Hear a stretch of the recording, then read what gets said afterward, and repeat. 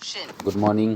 ગઈકાલે આપણે બર વિશે સમજાવ્યું, બર વિશેની માહિતી આપી. પદાર્થ પર બળ લાગે ત્યારે શું થાય તે પણ સમજાવ્યું. હવે મિત્રો, ગતિની અવસ્થા એટલે કે પદાર્થ પર કોઈ બળ લગાડવામાં આવે તો ગતિની અવસ્થામાં શું ફેરફાર થાય છે તે કેટલાક ઉદાહરણો દ્વારા સમજીએ.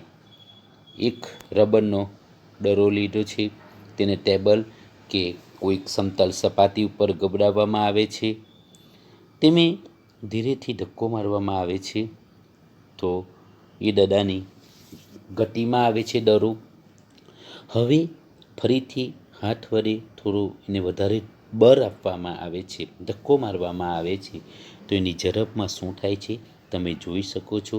જ્યારે આ ઉદાહરણમાં તમે જોઈ શકો છો, રબરનો દડો ગબડતો હોય છે ત્યારે વચ્ચે હાથ મૂકીને એને થોડું બળ લગાડવામાં આવે છે, ત્યારે શું થાય છે તેનું અવલોકન તમે ઉદાહરણ દ્વારા સમજી શકો છો. બંનેમાં તમે જોયું તે પ્રમાણે પ્રથમ વખતે જ્યારે દડો ગબડતો હતો ત્યારે એને થોડું વધારે ધક્કો મારવામાં આવે છે ત્યારે તેની ઝડપમાં વધારો થાય છે. જ્યારે બીજે ઉદાહરણમાં તમે જોયું તે પ્રમાણે દડાને જ્યારે ગબડતા દડાની આગળ હાથ મૂકવામાં આવે, હથેળીથી સ્પર્શ કરવામાં આવે છે તેની ઝડપમાં ઘટાડો થાય છે. ફૂટબોલનું એક ઉદાહરણ જોઈએ આપણે. ફૂટબોલની રમતમાં જ્યારે ખેલાડી કિક મારે છે અને જ્યારે કિક મારીને એ દડો જ્યારે સૌથી પહેલાં મેદાન પર હોય છે ત્યારે સ્થિર અવસ્થામાં હોય છે. કિક મારે છે એટલે કે બળ લગાડે છે ત્યારે ગતિમાન અવસ્થામાં આવે છે અને આ તરફ ગોલકીપર એને ગોલની અંદર જવા માટે એટલે બચાવવા માટે પ્રયત્ન કરે છે, એટલે કે ગતિમાન બોલ ઉપર બળ લગાડે છે તે તમે ઉદાહરણમાં જોઈ શકો છો. એટલે કે લાગેલું બળ દ્વારા એ દડો રોકાઈ જાય છે, એટલે કે જે ઝડપ હતી તે ઝડપમાં ઘટાડો થાય છે. તેવી રીતના બીજા ઉદાહરણમાં હોકી સ્ટિકમાં પણ તમે જોઈ શકો છો. ગઈકાલે ત્રીજું ઉદાહરણ જોયું. ક્રિકેટમાં બેટ્સમેન દ્વારા ફટકારેલો દડો જ્યારે કેચ કરવામાં આવે છે ત્યારે એ દડા ત્રણે ત્રણમાં તમે અવસ્થા જુઓ. પહેલાંની અવસ્થા, બીજાની ત્રીજાની અવસ્થા. હવે બીજા ઉદાહરણમાં બે છોકરાઓ એક રમત રમે છે, ટાયરની રમત. જુઓ, તમે સ્ક્રીન ઉપર જોઈ શકો છો. જ્યારે એ ટાયરને ધક્કો મારે છે ત્યારે એની ઝડપમાં વધારો થાય છે, એટલે કે પદાર્થ પર બળ લાગવામાં આવે તો એની ગતિની અવસ્થામાં શું થાય છે, ફેરફાર થાય છે. આપણે એવું કહી શકીએ કે એના ગતિની અવસ્થામાં ફેરફાર થાય છે. એટલે આના પરથી એવું તારણ લઈ શકાય કે બળ લગાડવામાં આવે તો પદાર્થની ઝડપમાં ફેરફાર થાય છે. જો પદાર્થની ગતિની દિશામાં બળ લગાડવામાં આવે તો પદાર્થની ઝડપ વધે છે અને જો ગતિની વિરુદ્ધ દિશામાં લગાડવામાં આવે તો પરિણામે પદાર્થની ઝડપમાં ઘટાડો થાય છે. તે ઉપરાંત પદાર્થની ઝડપ કે દિશા બંને બદલાય ત્યારે તે પદાર્થમાં ની ગતિની અવસ્થા બદલાય છે એવું કહી શકાય. પદાર્થ પર લાગતું બળ પદાર્થની ગતિની દિશામાં હોય છે અને ઘણી વખત બળને કારણે પદાર્થની ગતિની અવસ્થામાં ફેરફાર થાય તો ઘણીવાર બળને કારણે પદાર્થની ગતિની અવસ્થા બદલાતી નથી અને દિવાલને ધક્કો મારતા તેના પર અસર દેખાતી નથી. આ એક બીજું ઉદાહરણ તમને સ્ક્રીન ઉપર જોવા મળે છે. જ્યારે ગબડતા દડાની વચ્ચે માપપટ્ટીની મદદથી આર કરવામાં આવે છે તો એ પોતાની દિશા બદલે છે. જુઓ, તમે ઉદાહરણમાં જોઈ શકો છો.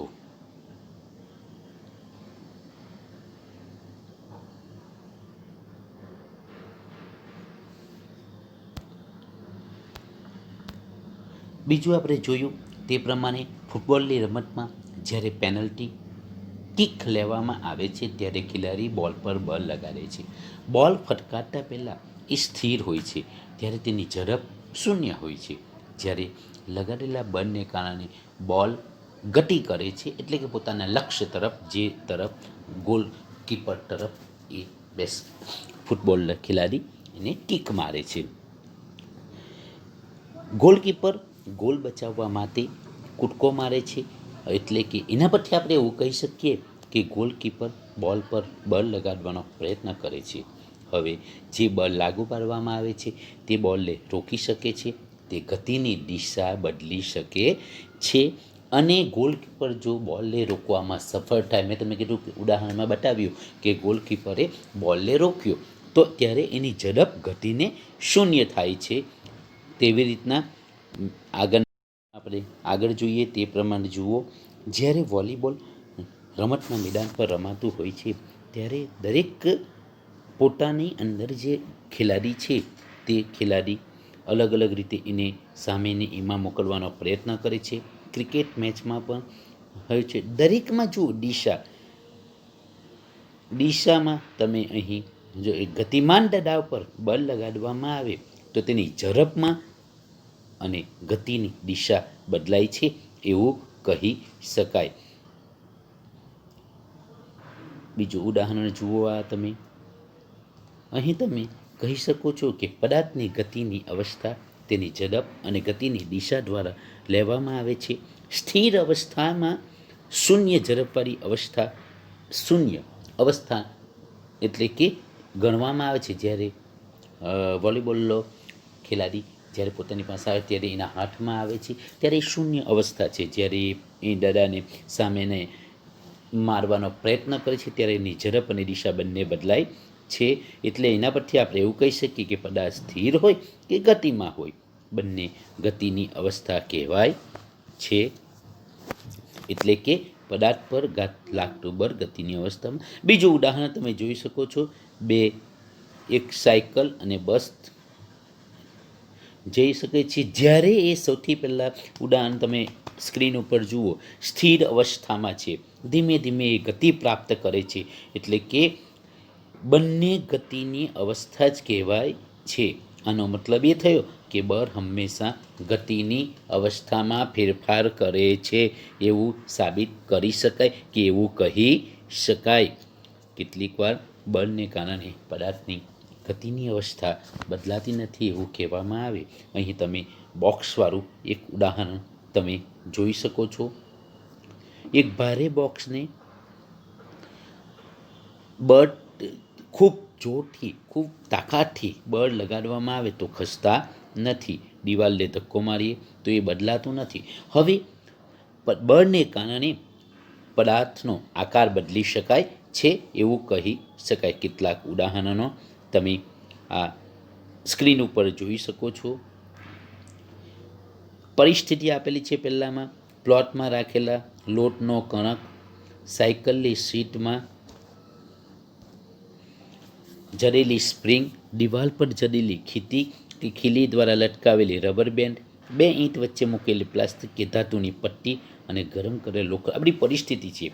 હવે આમાં બળ કેવી રીતે, પ્લેટમાં રાખેલ લોટના કણને બળ લગાડવા માટે શું થાય છે ત્યાં આકૃતિમાં બતાવવામાં આવે છે, અને એમાં ગતિની અવસ્થામાં શું ફેરફાર થાય છે તે તમને બતાવવામાં આવ્યું છે.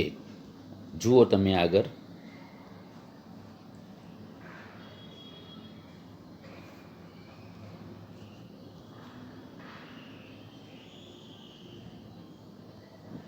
હાથ વડે લોટના કણકને સ્પ્રેશ કરવાથી શું થાય છે, સાયકલની સીટ પર બેસવાથી શું થાય છે, દિવાલ જડિત ખેતીને તેના છેડા પર લટકાઈને મુક્ત છેડા ખેંચવાથી શું થાય છે એ તમે જોઈ શકો છો. એમાં તમારી અલગ અલગ બળની ક્રિયા ગતિમાન અવસ્થામાં ફેરફાર થાય છે. તો જ્યારે એ તમે અહીં જોઈ શકો છો. હવે એક ઉદાહરણ બીજું છે અહીં કે હાથમાં આ લોટના કણકનું ઉદાહરણ, જ્યારે એને લોટ બાંધવામાં આવે અને લોટ બાંધીને પછી રોટલી વણવામાં આવે તો તેના આકારમાં ફેરફાર કરી શકાય છે. આ રબરના દડાને હાથમાં પકડીને કે ટેબલ વચ્ચે બંને વચ્ચે પ્રેસ કરવામાં આવે તો તેનો આકાર બદલાય છે. ફુગ્ગાને હાથમાં પકડીને દબાવવામાં આવે તો તેનો આકાર બદલાય છે. એટલે કે આપણે એવું કહી શકીએ કે પદાર્થ પર બળ લગાડવાથી તેના આકારમાં ફેરફાર કરી શકાય છે. બીજું, અહીં બીજા ઉદાહરણમાં જોઈ શકો છો કે કોઈ સ્થિર પદાર્થ હોય તો સ્થિર પદાર્થ, રબરનો દડો અહીં સ્થિર છે તો તેની ઝડપમાં, તેની દિશામાં ફેરફાર કરી શકાય છે. એટલે કે આ બળ લાગવાથી શું થાય તેના કેટલાક ઉદાહરણો દ્વારા આપણે આ દર્શાવ્યું છે. હવે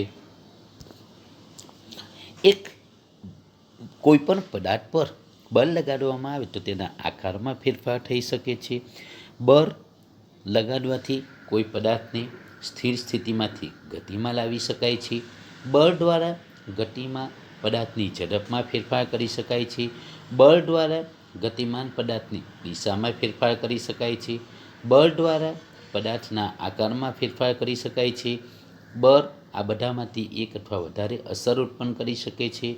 જ્યારે બળ લગાડ્યા વગર કોઈપણ પદાર્થ આપમેળે ગતિમાં આવી શકતો નથી અને આપમેળે ગતિની દિશા બદલી શકતો નથી. તે ઉપરાંત આ પોતાની રીતે આકાર પણ બદલી શકતો નથી એવું કહી શકાય. એટલે કે બળ દ્વારા શું થાય, શું અસર થાય બળની, તે સવાલ અહીં તમને પરીક્ષામાં પૂછાઈ શકે. કેટલાક ઉદાહરણો દ્વારા સમજીએ. આ ઉદાહરણો આપણે જોઈ ગયા, રિપીટ કરીને એનું તારણ પણ આવે છે. મેં તમને કીધું તે પ્રમાણે બળ લગાડ્યોનો કોઈ પણ પદાર્થ ગતિ કરી શકતો નથી. આપમેળે એ પોતાની જગ્યા બદલી શકતો નથી.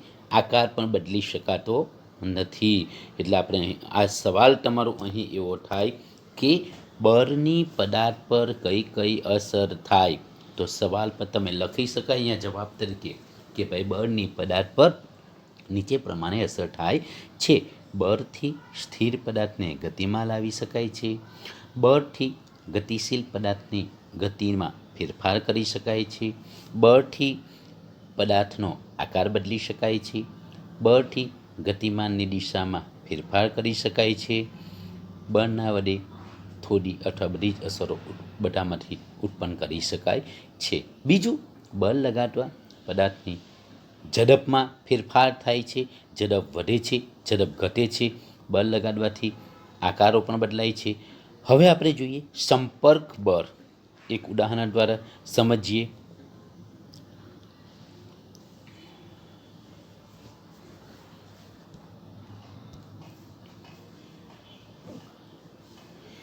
સંપર્ક બળ સ્નાયુ પર. આ જે ટેબલ ઉપર પુસ્તક રાખવામાં આવ્યું છે એ જ્યાં સુધી આપણે હાથ વડે ઉંચકીને કે પકડીને ખસેડીએ નહીં ત્યાં સુધી એ પોતાનું સ્થાન બદલતો નથી. તેવી રીતના આ ડોલનું ઉદાહરણ છે. આ પુસ્તકને હાથ વડે બળ આપીને આપણે એને ખસેડી શકીએ છીએ.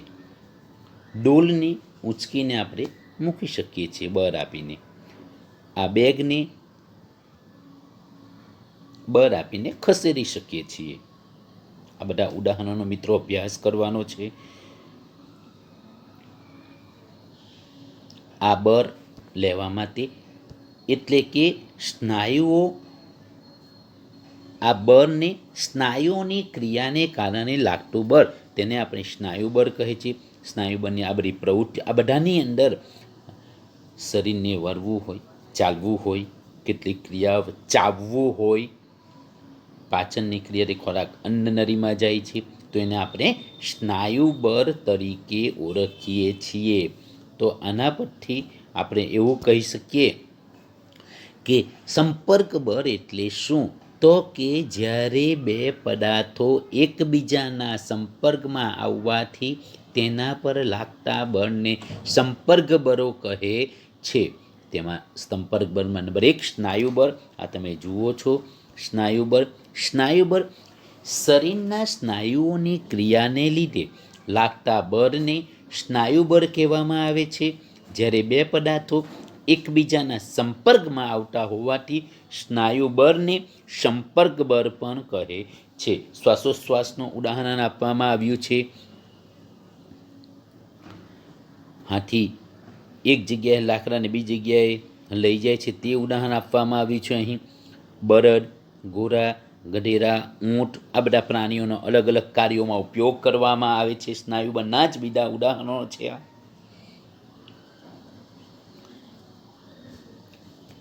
ફૂટબોલનો ખેલાડી કિક મારે છે તે પોતાના સ્નાયુ બળનો ઉપયોગ કરે છે.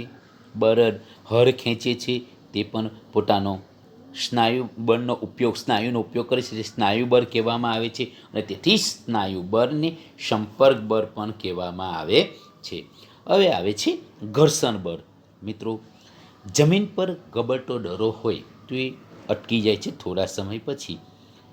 વાહન સાયકલ આપણે ચલાવીએ તો સાયકલના પેડલ મારવાનું બંધ કરી જે થોડો સમય આગળ જશે પછી એ ધીરે ધીરે અટકી જશે. ઉદાહરણમાં જોઈ શકો છો. તેવી જ રીતે સ્કૂટરનું એન્જિન બંધ કરી દેવામાં આવે, ચાવી બંધ કરી દેવામાં થોડા સમય પછી અટકી જાય છે. હોળીની અંદર પણ જવામાં હોળીનો જે હલેશા મારવાનું હોળીને બંધ કરવામાં આવે તો એ થોડા સમય પછી અટકી જાય છે. આ બધામાં ચારે ચાર ઉદાહરણમાં જુઓ તમે કે જ્યારે વસ્તુ ગતિ કરે છે ત્યારે તેની ઝડપ ક્રમશઃ ઘટે છે અને થોડા સમય પછી તે સ્થિર થઈ જાય છે. આ બળને ઘર્ષણ બળ તરીકે ઓળખવામાં આવે છે. આમાં પણ બે સંપર્ક સપાટી એકબીજાના સંપર્કમાં હોવી જરૂરી છે. ચારે ચાર ઉપર જે બળ લાગે છે એટલે કે કોઈ બળ લાગતું નથી છતાં તેની ઝડપ ક્રમશઃ ઘટતું જાય છે અને થોડા સમય પછી સ્થિર થાય. એ દેખાતું નથી પણ જુઓ આગળ તમે ઉદાહરણમાં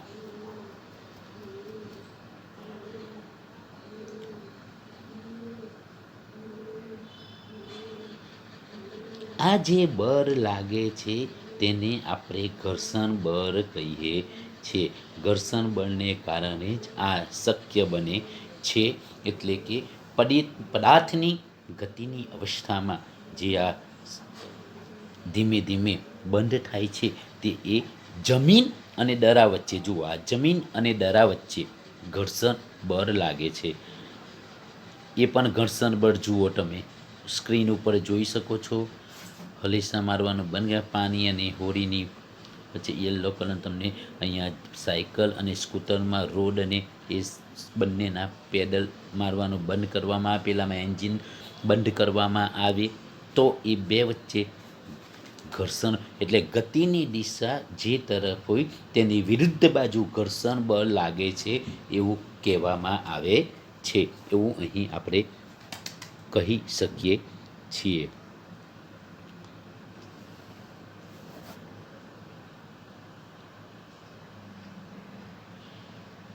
મિત્રો, હવે બિન સંપર્ક બળો આપણે આવતીકાલે શીખીશું.